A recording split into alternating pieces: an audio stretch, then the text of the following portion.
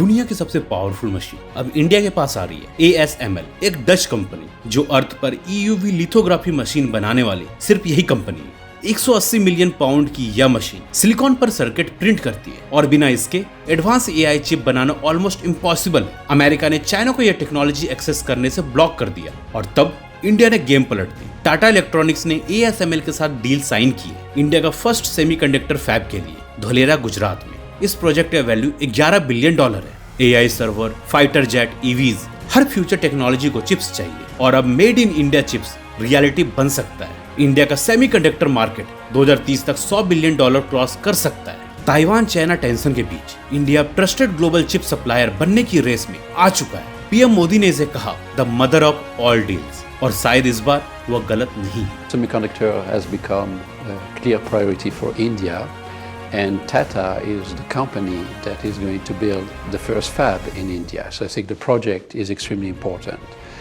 And what we want to do with this MOU is provide Tata with all the support ASML can give in terms of product, technology, people, to make sure that they have the very best lithography for the first fab.